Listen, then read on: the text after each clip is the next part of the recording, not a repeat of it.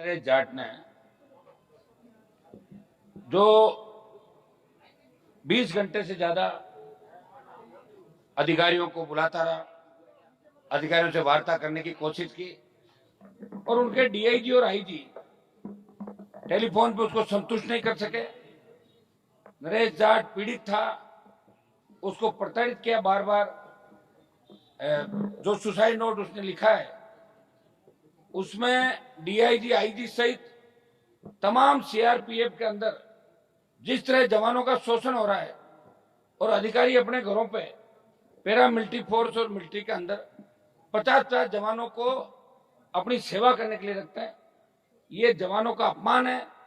और ये कोई पहली घटना नहीं। जोधपुर के अंदर दिसंबर में सब इंस्पेक्टर विकास कुमार, जिनकी पत्नी आज हमसे मिली, ये कह रही कि हमारी एफआईआर दर्ज नहीं है, कह रही आपकी एफआईआर दर्ज कर ली और जबरदस्ती सीआरपीएफ जाके और इनकी बॉडी को वहां राजगढ़ ले जाती। इस मामले में भी नरेश जाट के मामले में सीआरपीएफ ने प्रयास किया, आनंद फान में परिवार को बिना सूचना दिए पोस्टमार्टम कराया। समय रहते जोधपुर के नौजवानों को, हमारे एमएलए साहब और सारी टीम को इस बात का भनक लग गई। सारे लोग यहाँ पहुंच गए और इसमें मैं मांग करूंगा कि डीआईजी और आईजी जिनके सुसाइड नोट में नाम है उनको तत्काल यहां से हटाया जाए, इनके खिलाफ जांच करके इनको अरेस्ट किया जाए और उच्च स्तर की जांच हो। अभी से जांच कमिश्नरेट कर रहा है, परिवारजन जो डिमांड कर रहे हैं, एक बार मैं इनसे बात भी कर लेता हूं। मैं केंद्रीय गृह मंत्री, गृह राज्य मंत्री से भी बात करूंगा इस मामले के अंदर। फोर्स में अगर हमारे बच्चे इस तरह प्रताड़ित होंगे तो कौन नक्सलियों से लड़ेगा? क्योंकि नक्सलियों से लड़ने के लिए अंदरूनी जो हमारा खतरा है देश का, इसको लड़ने के लिए तो पैरामिलिट्री फोर्स ही हमारे पास। तो हवाई अड्डे तो सीआईएसएफ के पास, कहीं औद्योगिक सुरक्षा बल लड़ते हैं, कहीं बीएसएफ लड़ती है, कहीं सीआरएफ लड़ती है, कहीं आपकी असम राइफल, कहीं आईटीबीपी। तो इस तरह ये जवानों की जो आत्महत्याएं बढ़ रही देश के अंदर, एक लोकसभा के सवाल के जवाब में नित्यानंद जी जो मंत्री है उन्होंने जवाब दिया कि पिछले 3 साल में हजारों से ज्यादा जवानों ने सुसाइड किया। ये लोकसभा के अंदर उनका वक्तव्य था। हमें चिंता इस बात की करनी, जवान सुसाइड क्यों कर रहा है, आखिर ऐसी स्थिति क्यों बढ़ गई कि उसे अपनी जान देनी पड़ी। उसने ये लिखा कि मेरा भरोसा उठ गया, भगवान पे मुझे भरोसा है, भगवान मेरे परिवार को और मेरे बच्चों को न्याय दिलाएगा। ऐसी स्थिति क्यों उत्पन्न हुई? हम इसके अंदर जाना चाहते हैं। हम कोई पैरामिलिट्री फोर्स का मोरल डाउन नहीं करना चाहते। पैरामिलिट्री फोर्स मिलिट्री लड़ती है, लेकिन कई अधिकारी जो इस तरह जवानों को शोषण करके उनको आत्महत्या पर मजबूर कर देते हैं, ऐसे लोगों के खिलाफ कड़ी कार्रवाई होनी चाहिए।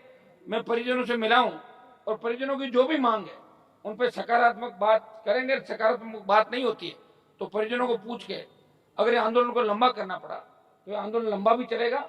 एक बार परिजन इस बात को समझ ले, सारी ये मुझे जैसा कहेंगे, अब मैं इनके बीच आ गया। अब हम जब भी उठेंगे जब परिजन संतुष्ट होंगे, इनकी इंक्वायरी भी ये जैसा चाहते हैं जुडिशियल या जो भी कर सके, लेकिन कम से कम इस आईजी और डीआईजी जिनका नाम एफआईआर के अंदर है ये तो इंक्वायरी नहीं करेंगे, क्योंकि खुद आदमी खुद पे आरोप लगे तो खुद की इंक्वायरी थोड़ी करेगा। तो एक बार बैठ के इस मामले में बात भी हम करेंगे। प्रयास कर रहे हैं कि इनके परिवार को भी सारी जो एक होती है सैनिक की और अर्धसैनिक बल के जवानों के लिए वो सारी क्षतिपूर्ति तो सरकार देगी दे। इसके साथ साथ जो इनकी डिमांड है, और विशेष रूप से क्योंकि हम इनके घर से बच्चा चला गया, बाकी तो सब अपने अपने घर चले जाएंगे, लेकिन बच्चा जो उसकी छोटी बेटी भी है और वो कहीं न कहीं दुखी होके लास्ट मोमेंट पे उसने अपने आप को गोली मारी। आपको पता अल्पिन भी चुभती है तो आदमी के दर्द होता है, और गोली मार के अपने बच्चों को अकेला छोड़ गया। उसका भरोसा उठ गया था सीआरपीएफ के डीआईजी आईजी, और इस डीआईजी और आईजी की बहुत सारी शिकायतें, अभी मैं जब यहाँ रवाना हो रहा था तो दर्जनों भ्रष्टाचार की दूसरी शिकायतें भी हमारे को प्राप्त हुई है। ये बात हम करेंगे। लोकसभा का सत्र चल रहा है, इसमें भी मजबूती से उठा के ऐसे लोगों के खिलाफ कार्रवाई हो, बर्खास्त हो, सस्पेंड हो, क्योंकि ऐसे लोग जवानों का मोरल डाउन करते हैं। और फिर जवान ने तो आतंकियों से लड़ेगा नक्सलियों से, वो अपने इर्द गिर्द रह जाएगा। बहुत बड़ी विडंबना है कि आपने जवान को एक तरीके से बंधक बना दिया, बाहर नहीं जाने देते थे, बच्चों के लिए दूध लाने नहीं देते, बिस्कुट नहीं देते। तो ये पीड़ाएं उसकी थी, और पीड़ाओं में उसने वो कदम उठा लिया जो कदम उठाना नहीं चाहिए कायदे से, लेकिन कदम उठा के एक पूरी देश में संदेश दिया कि मेरे दूसरे जवान भाइयों का शोषण नहीं। ये उसने अपनी जान देके और दूसरे जवानों के हक और अधिकार की लड़ाई लड़ी। इस मामले में अंतिम दम तक हम लोग लड़ेंगे।